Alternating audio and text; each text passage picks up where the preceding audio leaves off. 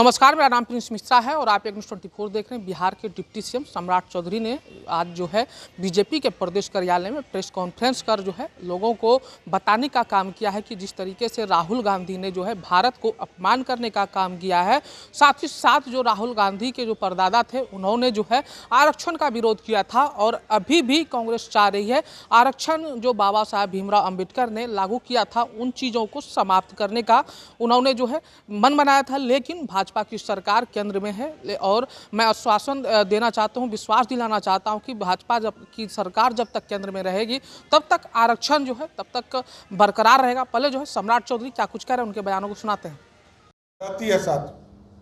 तब आरक्षण देने का काम करती, इसलिए पूरी तरह एक्सपोज हो चुकी है कांग्रेस पार्टी और कांग्रेस पार्टी और इंडी गठबंधन के लोगों को स्पष्ट तौर पर बताना चाहिए। ये चुनाव जब आता है तो कहते हैं कि संविधान खतरे में है, आरक्षण खतरे में है, लेकिन सबसे ज्यादा विरोध करने वाले लोग यही हैं। स्वामी विवेकानंद जी 30 वर्ष की उम्र में जब अमेरिका गए तो दुनिया को यह संदेश गया कि भारत का यह साधु पूरी तरह ज्ञान का सागर लेकर आया और यहाँ 54 वर्षीय एक नौजवान विरोधी दल का नेता जब दूसरे देश में जाता है तो स्पष्ट तौर पर संदेश जाता है कि राहुल गांधी भारत को तोड़ने वाली शक्तियों के साथ है, आरक्षण के विरोधी हैं, भारत को अलगाववादियों के साथ ले जाना चाहते, भारत को नष्ट करना चाहते हैं। इसलिए पूरी तरह भारतीय जनता पार्टी इसका विरोध करती है और आरक्षण देश के यशस्वी प्रधानमंत्री नरेंद्र मोदी जी ने साफ तौर पर कहा, आदरणीय गृह मंत्री आदरणीय अमित शाह जी ने, आदरणीय नड्डा जी ने साफ तौर पर कहा है कि जब तक भारतीय जनता पार्टी की सरकार है तब तक आरक्षण को कोई छू भी नहीं सकता है। सभी साथियों को धन्यवाद। कोई इससे संबंधित कोई प्रश्न हो तो जरूर पूछ सकते। इससे जुड़ा हुआ कोई प्रश्न है तो बताइए, आगे से प्रेस कॉन्फ्रेंस कर लेंगे।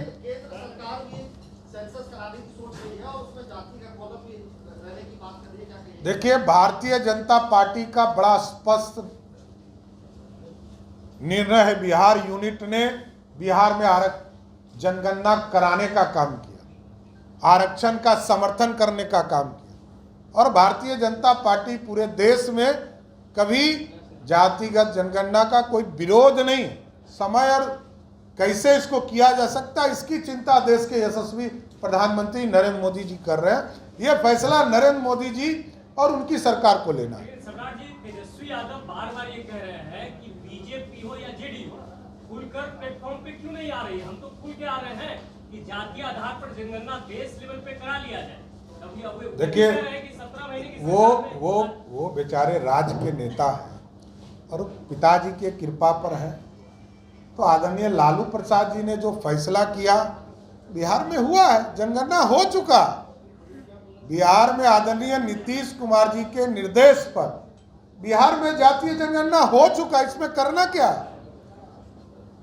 पार्लियामेंट के सदस्य को वहां आदरणीय मोदी जी से बात करनी चाहिए और विरोधी दल के नेता को तो पहले से पता है कि बिहार में जातीय जनगणना हो चुका है। इसके लिए उनको क्या ज्ञान देने की जरूरत है? इसके लिए कोई ज्ञान देना है तो ये बताइए। आदरणीय लालू प्रसाद जी ने यदि कोई सिखाने में गलती कर गई है तो हमको नहीं पता, लेकिन लालू प्रसाद जी के आग्रह पर, नीतीश जी के निर्देश पर, भाजपा का समर्थन से बिहार में जातीय जनगणना हो चुका है।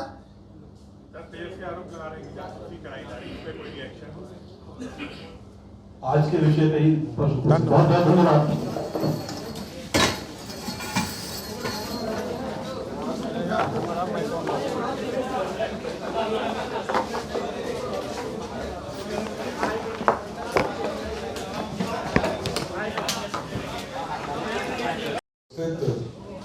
सभी मीडिया के साथीगण और इस मंच पर उपस्थित मीडिया के प्रभारी आदरणीय दानिश इकबाल जी, भारतीय जनता पार्टी के मुख्यालय के प्रभारी अरविंद शर्मा जी, प्रभात मलाकार जी, अमित कुमार बबलू जी और यहाँ पर उपस्थित सभी इलेक्ट्रॉनिक और मीडिया फोटोग्राफर, सभी साथीगण, आज साथियों हम आपसे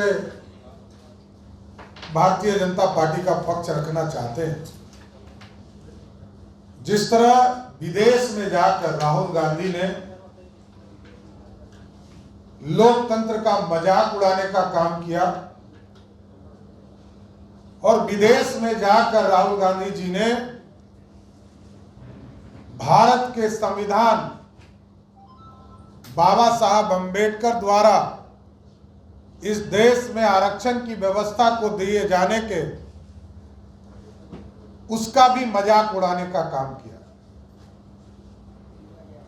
और राहुल गांधी के डीएनए में आरक्षण विरोधी नीतियां हैं। राहुल गांधी जी के परदादा पंडित नेहरू ने भी आरक्षण का विरोध करने का काम किया था और तत्कालीन सभी मुख्यमंत्री को पत्र लिखकर इसका विरोध जताने का निर्देश भी दिया था। उसी तरह श्रीमती इंदिरा गांधी भी इस देश में गरीबों को, पिछड़ों को, दलितों को आरक्षण नहीं मिले, वो भी अपने राज्य में यही करते रही। राहुल गांधी जी के पिताजी स्वर्गीय राजीव गांधी जी ने भी जब मंडल कमीशन इस देश में लाया गया तब भी गांधी परिवार ने आरक्षण का विरोध किया पानी पी पी कर। और आज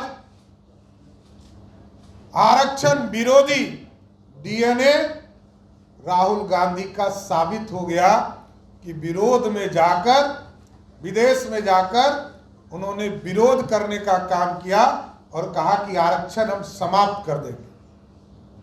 कांग्रेस पार्टी लगातार माइनॉरिटी को आरक्षण देने का काम कभी आंध्र प्रदेश में करती है, कभी कर्नाटक में करती है, और जितने भी माइनॉरिटी यूनिवर्सिटीज हैं सब में आरक्षण को समाप्त करने का काम कांग्रेस और इंडी गठबंधन के लोगों ने किया।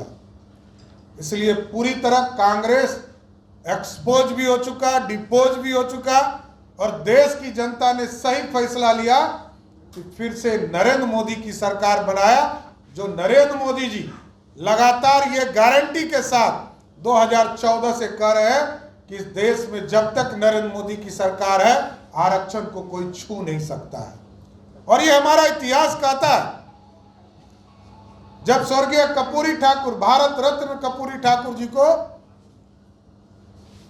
बिहार में मुख्यमंत्री बने तब भी बिहार में पहली बार अति पिछड़ों को आरक्षण जनसंघ के सहयोग के साथियों के सहयोग से मिला।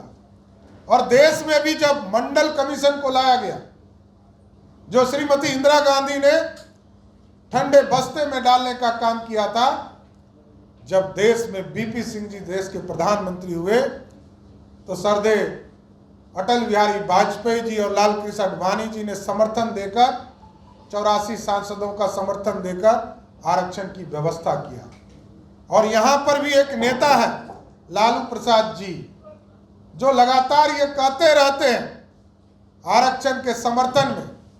वो आजकल लालू प्रसाद जी वही राहुल गांधी के गोद में खेल रहे हैं, जिस राहुल गांधी ने उनका पूरा जीवन, राजनीतिक जीवन, एक मुखिया बनने लायक भी नहीं छोड़ा। और जिस तरह लालू प्रसाद जी भी कभी आरक्षण नहीं दिए, 1990 से लेकर 2005 तक बिहार के मुख्यमंत्री बनकर रहे, लेकिन किसी एक वर्ग को भी बिहार में आरक्षण देने का काम नहीं किया। तो आपने सम्राट चौधरी को सुना, उनका साफ तौर पे यही कहना था कि भारत में जो आरक्षण का जो दायरा है वो बिल्कुल बरकरार रहेगा। ऐसे में कहीं ना कहीं जो बरकराने का राहुल गांधी काम कर रहे हैं और विदेश में जाकर जिस तरीके से भारत को अपमान करने का काम कर रहे हैं वो बिल्कुल कहीं से भी जायज़ नहीं है। ऐसे में राहुल गांधी को कहीं ना कहीं अब ये डर सता रहा है कि केंद्र में तो हम लोग स्थापित नहीं हो पा रहे हैं, लेकिन अब जो है किसी न किसी राजनीतिक जो है रोटियाँ सेकने का काम कर रहे हैं। ऐसे में लालू प्रसाद यादव पर भी सम्राट चौधरी ने जमकर निशाना साधा है। ऐसे में उनका आरोप है कि जिस तरीके से बिहार की एक जो है अपने घर की पार्टी जो है वो तमाम लगातार जो बातें कह रही है कि बिहार में आपराधिक घटनाएं हैं, बिहार में तमाम चीज़ों को लेकर जो है आवाज़ उठा रहे हैं। ऐसे में कहीं ना कहीं उनको अपने कार्यकाल के दौरान देखना चाहिए कि उनके कार्यकाल के दौरान क्या कुछ हुआ करता था। ऐसे में आप लोगों की क्या प्रतिक्रिया होती है, कमेंट बॉक्स में जरूर बताइएगा। फिलहाल धन्यवाद।